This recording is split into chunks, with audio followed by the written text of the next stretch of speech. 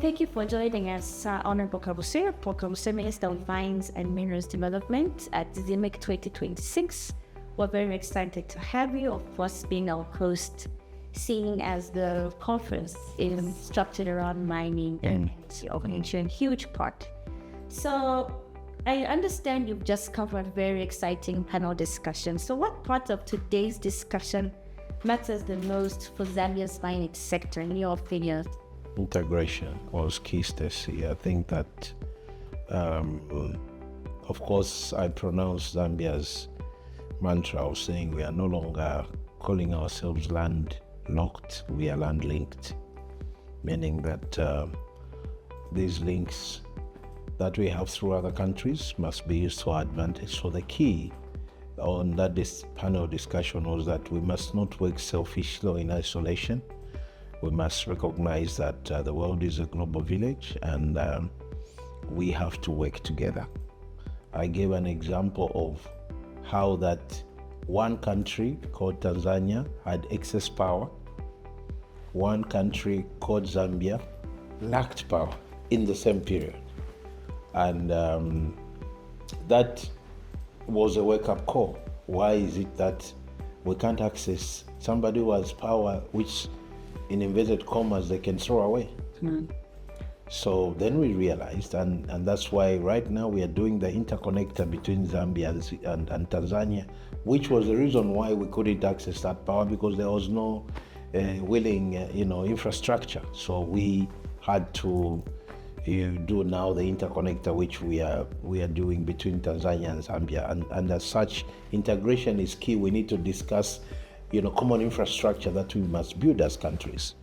Zambia is looking at 3 million tons of copper. That's quite a lot of material.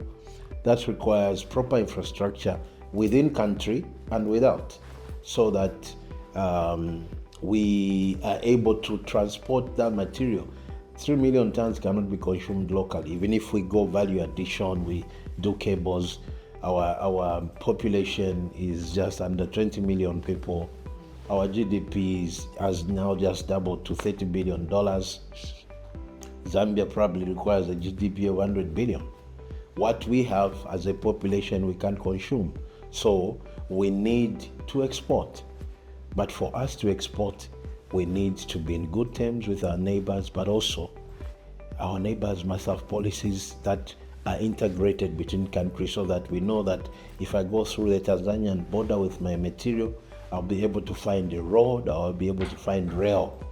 That's why we are doing different infrastructure. We are doing the Lobito Corridor. Lobito Corridor is infrastructure that starts from Angola in Lobito. It will pass through, DRC, it will pass through Zambia and all that. So other corridors like the Nakala for the Mozambique route, we need also Mozambique to be on board. So really, integration is the key for us to be able to fire our economies. Each country is interdependent. Right now, Zambia has become the region's highest producer of fertilizer. Tanzania said it's depending on us.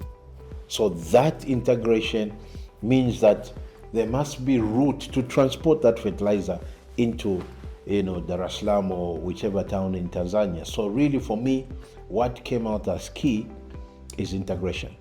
All right. Okay.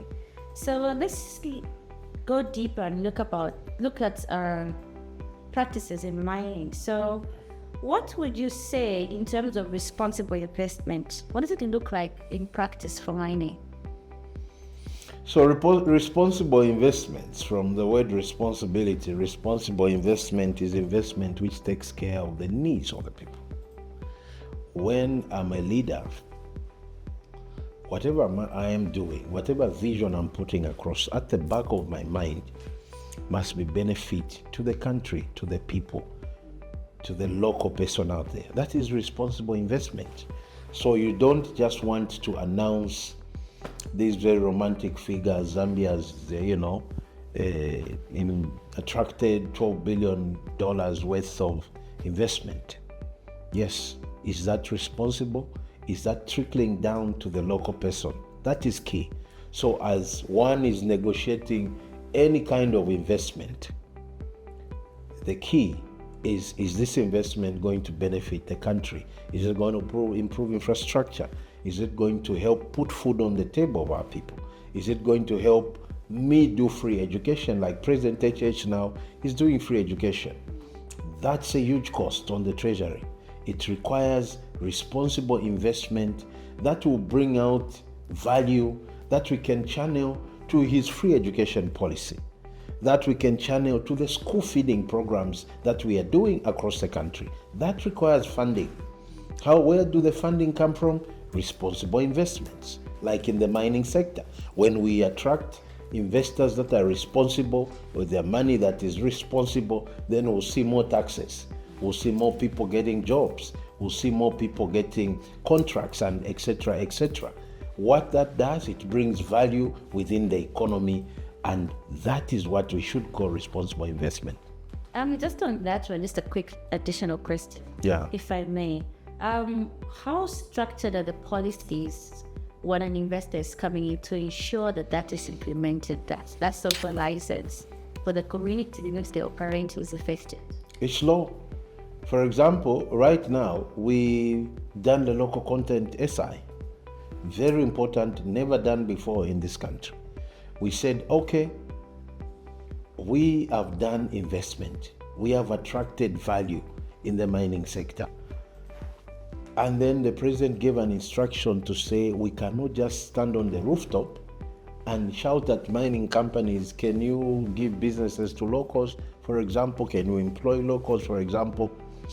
We need to create a legal framework that should compel them to do it. So what did we do? Local content. It's law. It's compelling. And if you don't follow the law visits you. And there are instruments that have been put in place. Compliance officers will be going around to make sure that this is done. But we started at a lower figure, for example, of 20%.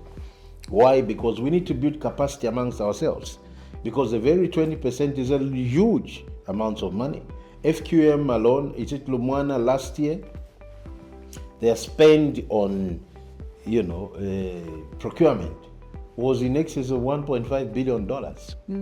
So when you get 20% of one mine, so now you talk about Lumwana, FQM, KCM, or Pani, it should be $8-9 billion. 20% of that, that's a huge amount of money, which should go to suppliers. But we need to build capacity and then raise the bar. Our focus is to get to 40% minimum for Zambians to get,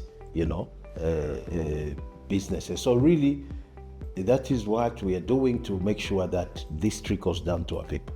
Okay. And how important is regional alignment when Zambia is trying to grow sustainably? I know you spoke a bit about the Lupito corridor, but in general, beyond Africa, for instance, how are we making sure that we're aligned to grow sustainably? That is why I talked about integration, Stacey, when I just began. You cannot work in isolation. You cannot feel me, I'm the one in the region. That's why there's SADC, that's why there's European Union, that's why there's COMESA. All these are platforms in which countries must sit together and align. Because if we are not aligned, we can't work. I'll give you an example of a project that we are doing as a country. I think that was the Zambia Capital Fertilizer project. There were certain containers that we needed to come in country quicker. They were stuck somewhere along the Tanzania corridor where we usually import things through. The president had to pick a call to the counterpart in Tanzania and say, we have this and we need it to move fast. And there was intervention. Why? There is good neighborliness, good relationships, so you can't work in isolation. Equally us, if we shut down the Kasumbalesa border, there will be kafafwa in DRC. I'm sure you've seen what happens when there's disturbance at that border. Trucks reach as far as Kitwe. Now imagine if we are bad neighbors, all that material can't go into DRC through Zambia, then they won't survive. So we need each other in these things. So alignment is being good neighbors, but also looking at each other's policies. What are you doing here and there so that we are aligned and we be able to move together in the region? Okay, so as last question. Having come to this convenience of ZIMEC 2026, What are you hoping investors and industry leaders should learn to understand a bit better when they look at the industry now? We need to act. These conferences must now begin to be reporting platforms. We've done this. Not we want to do this. We've sat in these conferences for too long. I'll tell you that immediately we were elected, President HH Global trotted a little bit to market Zambia. We followed suit. At some point, we all said, now we have made our case, we have sought Zambia. It's time to work in country now and make sure that those that are coming now, they find us. So I think platforms like this must begin to be reporting platforms where we say, this is what we've done. For instance, we went to the mining in Daba. One of the things that the president said was, we are going to do a report. We came to the mining in Daba in 2022 and made the Zambia case. Now we are coming back to report that the time we came in 2022, our mining sector was stuck. Now it's back to life. We have so far in the past 3 years, $12 billion has flown into the economy in terms of investment. We have done our SI. We are now mapping Zambia. So it was a reporting time for us that these are the activities that we've done. So even these platforms must not just be there's ZIMEC this year, there's ZIMEC next year. They are no. We must be able now to tell the story that when I came, this is where we were. Now we are here in terms of what we want to achieve as a country, but also as a region. Yeah. Anything else you'd like to add before we end the interview? Thank you very much. I just like to say thank you. I think that I wish the attendees of ZIMEC to enjoy themselves, also sample Zambia. We are one government, we have one package. You come for mining, do a bit of tourism, so that you leave some of the dollars within the economy. Yeah. Thanks so much. You're welcome. Indeed. Thank you very much.